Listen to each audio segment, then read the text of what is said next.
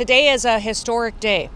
Here at Port Everglades, over 22.5 tons or 45,000 pounds of cocaine and 50 pounds of marijuana are valued at over $500 million are going to be offloaded and taken out of circulation. And thanks to the Coast Guard's relentless maritime security and their interdiction efforts, $517 million worth of illegal drugs will never reach American communities here by what you see today as a result of these weeks of work. In just the last month, decisive action was taken to secure the extradition of 29 different Mexican drug cartel bosses to face justice in the United States. Today's massive drug seizure is further proof of that work.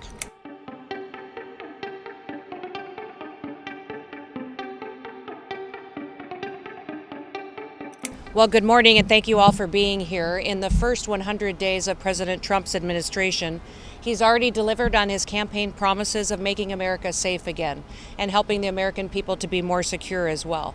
And today we're here to recognize and to witness another milestone in his mission to protect our borders, to protect our communities, and to stop the flow of illicit drugs and trafficking into the United States of America. Today is a historic day. Here at Port Everglades, over 22.5 tons or 45,000 pounds of cocaine and 50 pounds of marijuana are valued at over $500 million are going to be offloaded and taken out of circulation. This is an unprecedented seizure of illicit drugs that is the result of 14 different interdictions of drug smuggling vessels off the coasts of Mexico, Central and South America by the crews of the U.S. Coast Guard Cutter Stone and Coast Guard Cutter Mohawk. They've done incredible work here with their crews to remove these drugs out of the system so they can be destroyed. These efforts were coordinated with the Helicopter Tactical Squadron air crews that you see with us today as well, Tactical Team Pacific law enforcement detachments that were involved, and partner agencies that are operating in the Eastern Pacific Ocean. The brave men and women of the Coast Guard do work every single day, 24/7, and they do it with excellence. Their dedication, their resilience, and their patriotism is something that we all can admire and does not go unnoticed. Their core mission is simple, but it's incredibly crucial. It's to secure our territorial waters and to safeguard our nation from those who seek to do us harm.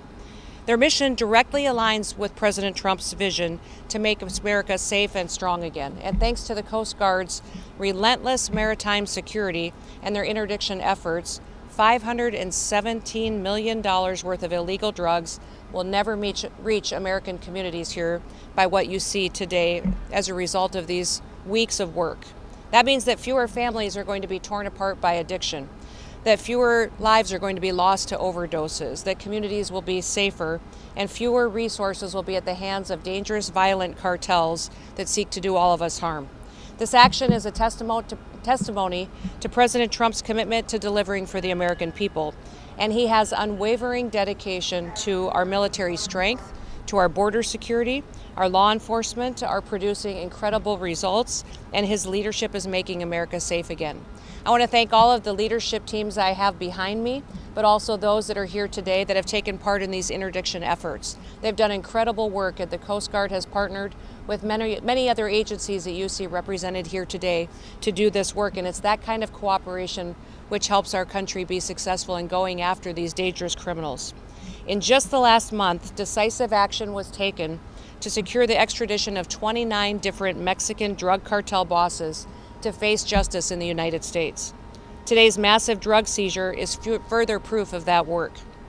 We are cleaning up our communities from drugs like fentanyl and cocaine and marijuana, the dangerous substances that fuel addiction, crime, and destroy lives.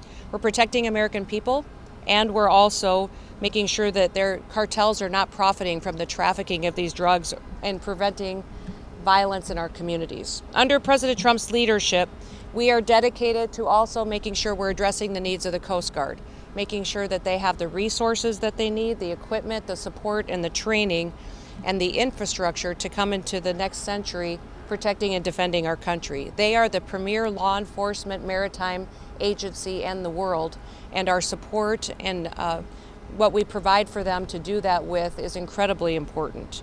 That means that we are going to maintain our vast maritime domain, and that we're going to ensure that we continue to lead the way.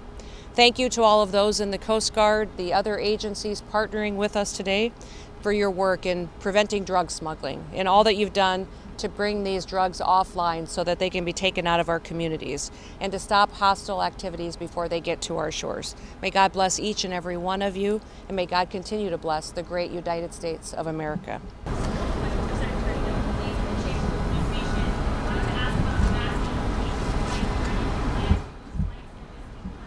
We're going to keep this press conference on topic, focusing on the Coast Guard and all of their works to what they've done to bring this drugs offline and to focus on their interdiction efforts today.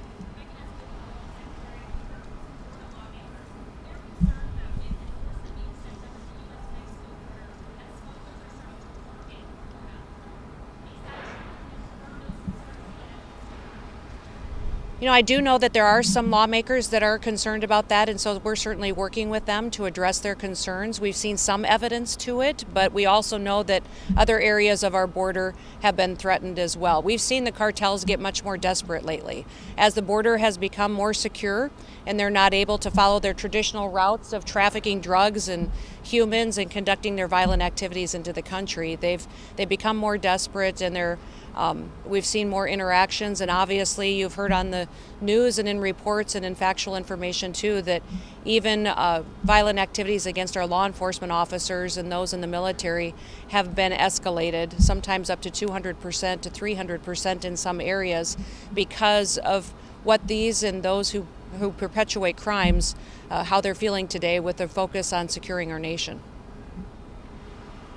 Thank you very much. As a reminder, the focus is on the Stone's interdiction, so please keep your questions to that, and also please announce your outlet as you ask your question.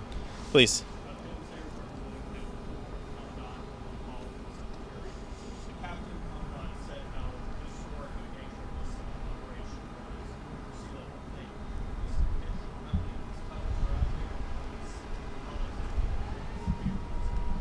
Great, thank you for the question.